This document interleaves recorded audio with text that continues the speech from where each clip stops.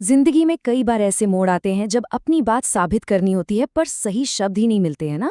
तो आज हम वकीलों की दुनिया से कुछ ऐसे गुर सीखेंगे जिनसे किसी भी बहस को जीता जा सकता है, फिर चाहे वो कोर्ट रूम में हो या फिर किसी बोर्ड रूम में। तो सवाल ये उठता है कि एक अच्छी दलील और एक जीतने वाली दलील में आखिर फर्क क्या है। देखिए, ये सिर्फ तथ्यों का खेल नहीं है, ये एक कला है। दबाव में भी अपनी बात पर कायम रहने और उसे विश्वसनीय तरीके से पेश करने की। चलिए इस कला के राज जानते हैं। सबसे पहला और शायद सबसे जरूरी सबक, जीत असल में बोलने से बहुत पहले ही शुरू हो जाती है। जी हाँ, सब कुछ इस पर टिका है कि विश्वसनीयता की नींव कैसे रखी जाती है, और ये नींव बनती है हमारे हाव भाव और हमारी मौजूदगी से।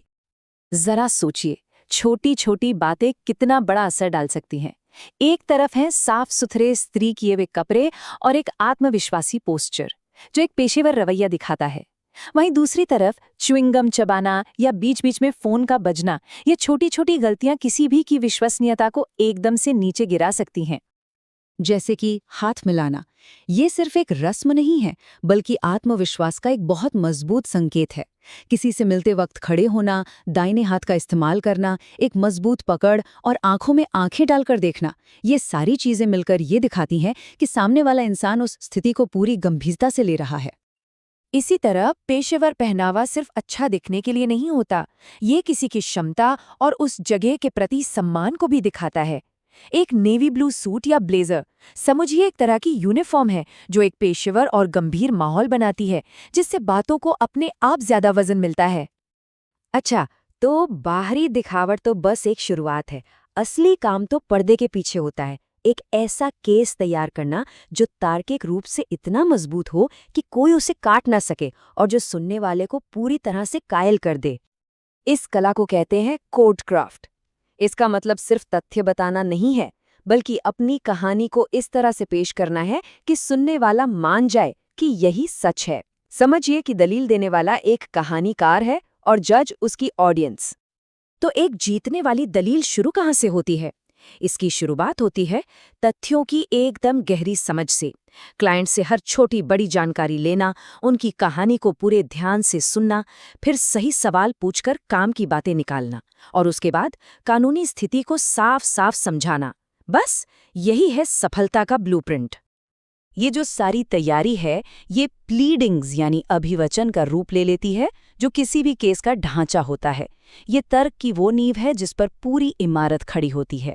इसमें तथ्य, कानून और क्या नतीजा चाहा जा रहा है, सब कुछ शामिल होता है। और हाँ, लिखित दलीलों में भी एक रणनीति होती है। जो याचिका दायर कर रहा है, उसे कुछ भी नहीं छिपाना चाहिए और अपने सबसे मजबूत पॉइंट्स को शुरू में ही रख देना चाहिए। वहीं विरोधी पक्ष को जल्द से जल्द और हर एक बात का जवाब देना चाहिए, ताकि कोई भी पॉइंट बिना चुनौती के न रह जाए। ये बिल्कुल एक शतरंज के खेल जैसा है ना? तो ठीक है, तैयारी तो हो गई, केस मजबूत है।